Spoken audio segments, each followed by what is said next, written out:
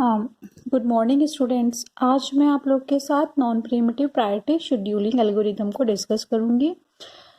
Last time हमने SDF scheduling algorithm से example को सॉल्व किया था। यहाँ पे प्रायोरिटी शेड्यूलिंग में क्या होगा कि हम एसडीएफ में हम लोग क्या करते थे, एसडीएफ में हम बस टाइम के बेसिस पर प्रोसेस को एलोकेट करते थे सीपीयू को। But in the priority scheduling algorithm हम लोग प्रायोरिटी के बेसिस पर प्रोसेस को सीपीयू को एलोकेट करेंगे। प्रायोरिटी शेड्यूलिंग एल्गोरिदम भी दो प्रकार की होती है, नॉन प्रिमिटिव एंड प्रिमिटिव। तो आज मैं आप लोग के साथ नॉन प्रिमिटिव एल्गोरिदम डिस्कस करूंगी, जिसमें अगर कोई प्रोसेस अगर सीपीयू को एलोकेट हो गया है तो वो तब तक एलोकेट रहेगा जब तक कि वो कंप्लीटली एग्जीक्यूट नहीं हो जाता है। अब जो प्रायोरिटी है प्रोसेस की, वो जो हमारे जो एग्जाम्पल आएंगे उसमें गिवन रहती है। बाकी प्रायोरिटी कैसे असाइन करते हैं, एक्सटर्नल और इंटरनल, वो मैंने आप लोग को थ्योरी में बताया था कि प्रायोरिटी को कैसे असाइन किया जाता है किसी भी पर्टिकुलर प्रोसेस को। तो प्रोसेस के साथ जो भी इस टाइप के जो प्रायोरिटी शेड्यूलिंग एल्गोरिदम के जो एग्जाम्पल आते हैं उसमें हर एक प्रोसेस के साथ अराइवल टाइम, बस टाइम के साथ प्रायोरिटी भी दी रहती है। अब प्रायोरिटी जो दी रहती है, बस उसमें अगर क्वेश्चन में नहीं गिवन है कि हाईएस्ट प्रायोरिटी किसकी है, सपोज कि किसी कोई लोग ये अज्यूम करेंगे कि जो 5, जैसे यहाँ पे प्रोसेस जो फर्स्ट एग्जांपल है इसमें प्रोसेस P1 को कि जो प्रायोरिटी है वो 5 है, तो हो सकता है कि इसकी हाईएस्ट प्रायोरिटी हो, लेकिन कुछ जगह जो लोअर नंबर होते हैं, जैसे यहाँ पे 1 है वो लोअर है इतने नंबरों में, तो उसको हायर प्रायोरिटी मान लिया जाता है। कुछ जगह हायर नंबर को हायर प्रायोरिटी से रिप्रेजेंट किया जाता है, कुछ जगह लो नंबर को। तो आप लोग जो भी एग्जाम्पल करना क्वेश्चन में, जो भी एग्जाम्पल को जैसे भी क्वेश्चन में जो अगर प्रायोरिटी शेड्यूलिंग का एल्गोरिथम आया, अगर उसमें नहीं गिवन है या तो उसमें मेंशन्ड होगा कि हाईएस्ट जो नंबर है, हायर नंबर है, वो हाई प्रायोरिटी को रिप्रेजेंट करते हैं।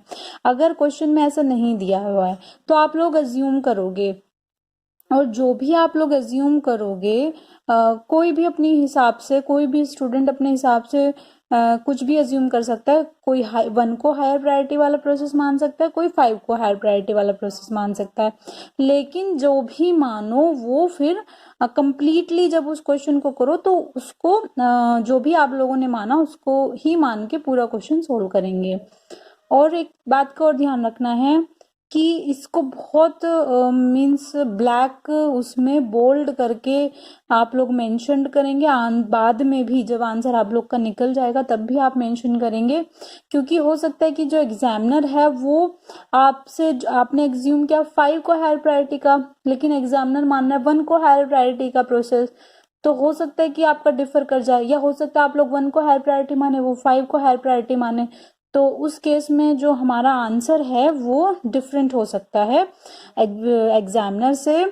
तो आप लोग क्या करेंगे, बहुत ही लास्ट में भी जब आप आंसर निकालेंगे, स्टार्टिंग में तो कहेंगे कि लेट्स अज्यूम जो हायर प्रायोरिटी, जो हायर नंबर है दैट रिप्रेजेंट हायर प्रायोरिटी, वो higher priority number represent higher priority, लेकिन लास्ट में भी आप लोग लिखोगे कि जो हाई प्रायोरिटी के जो हायर नंबर हैं वो हायर प्रायोरिटी को रिप्रेजेंट कर रहे हैं, या लो नंबर हायर प्रायोरिटी को रिप्रेजेंट कर रहे हैं। जो भी मतलब मानेंगे उसको 2 जगह लिखेंगे, लास्ट में भी लिखेंगे, ताकि एग्जामिनर अगर चेक करे तो उसको क्लियरली विजिबल हो कि आपने जो भी अज्यूम किया है वो उस हिसाब से चेक करें। ठीक है, तो अब स्टार्ट करते हैं। तो यहाँ पे हम लोग को मैं यहाँ पे आज 3 एग्जाम्पल ले रही हूँ, तो हम तीनों को ही सेम मान के चलेंगे। तो हम लोग मान के चल रहे हैं, ठीक है। यहाँ पे ले लेंगे, सबसे पहले तो हम लोग फॉर्मूला ही लिख लेंगे कि जो फॉर्मूला होता था वो TAT होता था, CT माइनस अराइवल टाइम, और वेटिंग टाइम इक्वल टू होता था TAT माइनस बर्स्ट टाइम। ठीक है, देन आप क्या करो, आप सिंपल विदाउट एनी कंफ्यूजन आप लोग एज्यूम करके चल लो, जो भी, वैसे तो लोअर नंबर को भी एज्यूम करके चल सकते हो हाईएस्ट प्रायोरिटी, और या हायर नंबर को भी रिप्रेजेंट कर सकते हो। तो वैसे तो यूजुअली जो छोटे नंबर होते हैं जैसे 1 है उसको हायर प्रायोरिटी वाला प्रोसेस माना जाता है, लेकिन ऐसा कोई यूनिवर्सल कोई रूल नहीं है। तो सपोज हमने जो इनमें हाईएस्ट नंबर है उसको हायर प्रायोरिटी का मानना और इसको लो प्रायोरिटी का माना, ठीक है। बाकी जिनकी प्रायोरिटी है वो इनके बीच में है।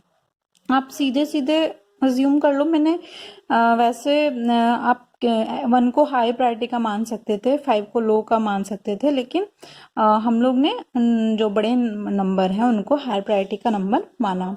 इसके बाद जब भी हम स्टार्ट करते हैं जो शेड्यूलिंग एल्गोरिदम के एग्जाम्पल को सोल्व करना, तो हम सबसे पहले क्या बनाते हैं, गैंट चार्ट बनाते हैं। स्टार्ट कहाँ से होगा, 0 से। अब 0 अराइवल टाइम पे हमारे पास 2 प्रोसेस थे, P1 और P2।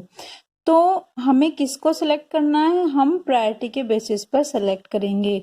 प्रायोरिटी एक की 5, एक की 2। हमने माना कि जो हाईएस्ट प्रायोरिटी हायर नंबर है वो हायर प्रायोरिटी वाला जो प्रोसेस है वो हाईएस्ट उसकी प्रायोरिटी ज़्यादा है। तो प्रोसेस पहले सीपीयू को कौन मिलेगा, P1 मिलेगा। P1 सीपीयू का एलोकेट हो गया, कब तक के लिए, जब तक वो कंप्लीटली एग्जीक्यूट नहीं होता। अब 10 अराइवल टाइम पे देखो, 10 अराइवल टाइम पे हमारे पास सारे प्रोसेस आ चुके हैं, P2, P3, P4, P5। अब हम बहुत ही सिंपल, अब ये क्वेश्चन बहुत ही सिंपल हो गया। तो अब हम on the basis of priority हम जो सीपीयू है वो असाइन करेंगे टू ईच प्रोसेस। तो नेक्स्ट हम किसको असाइन करेंगे, P4 को, ये हो गया 30। देन हम असाइन करेंगे P5 को, ये हो गया 33। देन हम असाइन करेंगे P2 को, ये हो गया हमारा 38।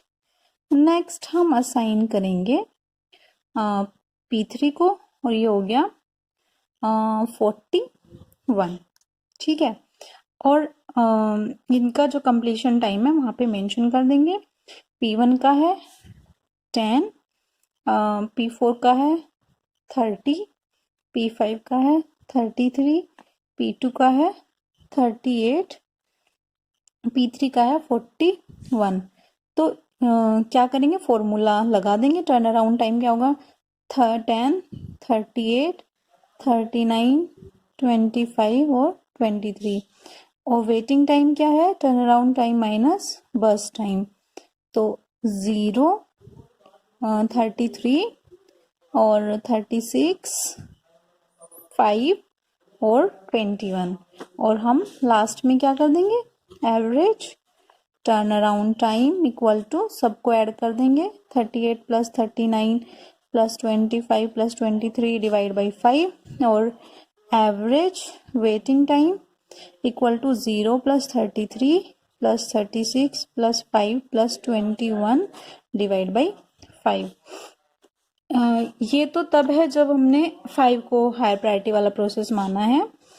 अगर हम रिवर्स मानते, तो मैं इस वाले एग्जाम्पल में करके दिखा रही हूँ, अगर हम उल्टा मानते तो उस केस में अगर हम 1 को हाई मानते, ठीक है, अगर हम 1 को क्या मानते, हाई, और 5 को मानते लो, तो प्रोसेस P1 और P2 में से पहले किसको एलोकेट होता, 5 और 2 में से किसकी हाई प्रायोरिटी है, P2 की, तो पहले प्रोसेस P2 को एलोकेट होता, ठीक है, 2 समय वो 5 टाइम तक के लिए, बस टाइम इज इक्वल टू 5। अब 5 पे हमारे पास कितने प्रोसेस आ चुके हैं, 1 2 3 4। P2 एग्जीक्यूट हो चुका है, तो P1 P3 और P4 हैं अभी फिलहाल। तो हम उनकी प्रायोरिटी के बेसिस पर प्रोसेस को एलोकेट करेंगे सीपीयू। तो किसकी है, P3 की है। अब हम उल्टा मान के देख रहे हैं, अगर हम उल्टा मानते तो कैसे करते, तो किसको देंगे, P3 को, कब तक के लिए, 3 टाइम तक के लिए। अब ये दोनों हो चुके हैं। 8 पे हमारे पास अभी P5 नहीं आया, तो हमारे पास 2 ही चॉइस है, P1 और P4 की। तो P1 और P4 में किसकी प्रायोरिटी है, ये P4 की, ठीक है।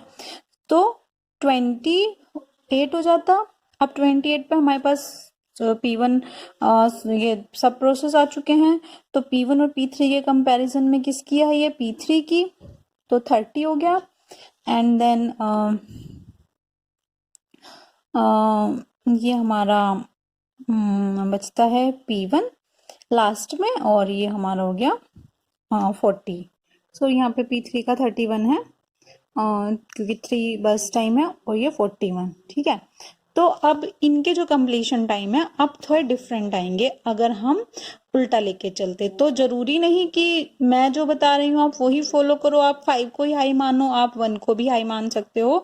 तो हम जिस भी तरीके से करेंगे उसको आप लोग मेंशन करेंगे कि हमने ये माना है और उसके बेसिस पर हमारा ये आंसर आया। क्योंकि अगर हम इस तरीके से करेंगे तो हमारा डिफरेंट आंसर आएगा, इस तरीके से करेंगे तो डिफरेंट आंसर आएगा। ठीक है, तो आप लोग की जैसी मर्जी, आप लोग जो भी आप लोग को इजी लगे। अगर आप लोग को मतलब 5 हायर प्रायोरिटी का मानने में आसानी लग रही है, कोई कंफ्यूजन नहीं हो रहा है, बड़े नंबर को हायर प्रायोरिटी वाला मानने में कोई कंफ्यूजन नहीं हो रहा, तो आप उसको मानो। अगर आपको लो प्रायोरिटी वाले को, अगर आप लो नंबर वाले को हायर प्रायोरिटी वाला नंबर प्रोसेस मान रहे हैं, अगर आपको उसमें कंफर्टेबल फील कर रहे हो तो आप उसको अज्यूम कर सकते हो, कोई प्रॉब्लम नहीं है। ठीक है, तो अब जो नेक्स्ट प्रोसेस एग्जाम्पल हम उसकी तरफ बढ़ते हैं। तो इसमें हम अगर हम सपोज हम मान के चल रहे हैं लोअर नंबर को ही हायर प्रायोरिटी वाला, तो जैसे ये लो है, ये लो है और ये हमारा हाई है, तो हम बनाएंगे गैंट चार्ट। 0 से स्टार्ट करेंगे। अब 0 जब हमारा अराइवल टाइम था, हमारे पास कोई चॉइस नहीं थी, हमारे पास सिंगल एक ही प्रोसेस था P1। यहाँ पे हमारे पास 2 की चॉइस थी, बट इस वाले एग्जाम्पल में हमारे पास केवल एक ही प्रोसेस है, we don't have any choice. तो हम उसको पूरा CPU एलोकेट कर देते हैं, कब तक, जब तक वो पूरी तरह से एग्जीक्यूट नहीं हो जाता है। देन 5 पे अब हमारे पास सारे प्रोसेस आ चुके हैं, तो अब हम किसको प्रोसेस एलोकेट करेंगे, P3 को। कब तक के लिए, 8 बस टाइम है, तो 8 और 5 13। फिर हम किसको जो हमारा है नेक्स्ट प्रोसेस वो है P2। तो P2 को कितने समय तक के लिए, 3 टाइम तक के लिए एलोकेट करेंगे, यानी 16। एंड देन लास्ट में P4, सॉरी मैंने यहाँ पे गलत मेंशन किया, ये हाई है हमारा और ये लो है। ठीक है, मैंने उल्टा मान के क्वेश्चन को कर दिया था। ठीक है, 1 को अगर मैं हाई मान रही हूँ तो लास्ट में P4 है, तो P4 को कब तक एग्जीक्यूट करना है, 6 टाइम तक। तो ये हमारा गैंट चार्ट बन गया। अगेन मैं रिपीट कर रही हूँ, मैंने 1 को इसमें हाई प्रायोरिटी वाला प्रोसेस माना है और जो लार्ज नंबर है उसको लो प्रायोरिटी वाला माना है। तो सबसे पहले 0 पे तो हमारे पास कोई चॉइस ही नहीं थी, तो P1 पूरा का पूरा एग्जीक्यूट होने के लिए दे दिया CPU को। 5 पे हमारे सारे प्रोसेस आ चुके हैं, P2, P3, P4। अब इनको प्रायोरिटी के बेसिस पर मैं CPU को असाइन कर दूंगी। तो हायर प्रायोरिटी किसकी है, P3, तो पहले P3 को एलोकेट होगा, फिर किसकी है P2 की, तो P2 को एलोकेट होगा, देन लास्ट में P4 को एलोकेट होगा। अब मैं यहाँ पे कंप्लीशन टाइम लिख लूंगी। P1 का है 5, P2 का है 16 और P3 का है हमारा 13 और P4 का है 22। Turn around time CT minus arrival time, तो 5, 15, 11 और 19। Waiting time turn around time minus बस टाइम, यानी 0, 12, 3 एंड 13। और एवरेज जो टर्न अराउंड टाइम होगा इन सबको ऐड कर देंगे, 5 + 15 + 11 + 19 डिवाइड बाई 4, और average waiting time equal to 0 + 12 + 3 + 13 divide by 4। आप लोग इसका जो आंसर है वो निकाल लेना। अब जो हमारा नेक्स्ट प्रोसेस एग्जाम्पल है वो इस तरीके का है। तो ज़रूरी नहीं, बाकी जो प्रीवियस दो एग्जाम्पल थे उनमें अराइवल टाइम दिया हुआ था। कभी कभी ऐसा होगा कि हमें अराइवल टाइम नहीं दिया होगा, तो इस टाइप के तो क्वेश्चन बहुत ही आसान हो जाते हैं। तो अगर हम 1 को हायर प्रायोरिटी वाला प्रोसेस मानने और लार्ज नंबर को हम लो प्रायोरिटी वाला प्रोसेस मानने हैं, तो इस तरीके के एग्जाम्पल को कैसे सोल्व करना है। ये हमारा गैन चार्ट है। 0 तो सबसे पहले तो 1 ही P2 ही प्रोसेस है जो हायर प्रायोरिटी का है, 3 तक के लिए असाइन हो गया। देन हमारा P1 तो 24, देन हमारा P4 26 और लास्ट में हमारा हो गया P3 यानी 32। और यहाँ पे लिख लेंगे कंप्लीशन टाइम। P2 का है 3, P1 का है 24, P3 का है 32, P4 का है 26। टर्न अराउंड टाइम होता है CT माइनस अराइवल टाइम, तो अराइवल टाइम तो 0 ही है सबका, तो 0 सब में से माइनस कर देंगे। यानी अगर प्रोसेस सेम ही अराइवल टाइम पे आए हैं तो जो कंप्लीशन टाइम होता है वही हमारा टर्न अराउंड टाइम हो जाता है। और वेटिंग टाइम क्या होगा, turn around time minus burst time यानी 3, 0, 26 एंड 24। तो अगर एवरेज टर्न अराउंड टाइम निकालना है तो 24 + 3 + 32 + 26 डिवाइड बाई 4 और average waiting time equal to 3 + 0 + 26 + 24 divide by 4। यहाँ पे हम आंसर निकाल लेंगे। अगर आप लोग को कोई कंफ्यूजन हो तो प्लीज़ मुझे बताइएगा, बहुत ही सिंपल है। अगर हमें SGF और वो सब हमें समझ में आ गया तो प्रायोरिटी वाले भी आसान ही होते हैं। बस इनमें हमें बस टाइम पे ध्यान ना देके प्रायोरिटी पे ध्यान देना होता है।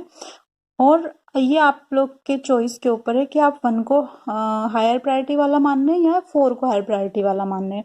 आप किसी को भी मान सकते हैं, आप मेंशन कर सकते हैं कि हमने इसको माना है, और जिसको भी आप अज्यूम करो तो उसी के बेसिस पे अपना क्वेश्चन सॉल्व करो।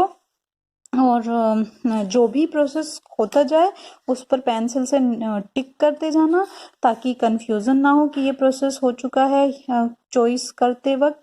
ये तो छोटा ही था, लेकिन जैसे लास्ट वाले में जब बहुत सारे प्रोसेस हो जाते हैं तो डिफरेंट अराइवल टाइम होता है, तो आप जो भी प्रोसेस होता जाए उस पर टिक करते जाना, पेंसिल से बाद में इरेज कर देना ताकि उस प्रोसेस वो फिर हमारी चॉइस लिस्ट से हट जाए।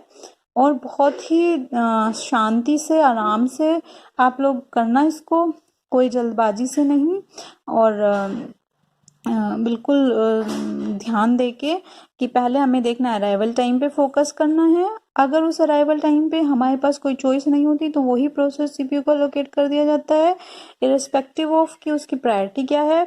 और अगर हमारे पास बहुत सारे प्रोसेस हैं चॉइस करने के लिए, तब हम प्रायोरिटी पे देखेंगे, तो जिसकी प्रायोरिटी हाई होती है उसको CPU पहले मिल जाता है। तो ये हायर प्रायोरिटी आप डिसाइड करोगे कि आप किसको हायर प्रायोरिटी वाला प्रोसेस अज्यूम करके चल रहे हो। बाकी जो CT और TAT और गैन चार्ट ही बनाने का है, बाकी ये तो फॉर्मूले से ही निकाल लेना है।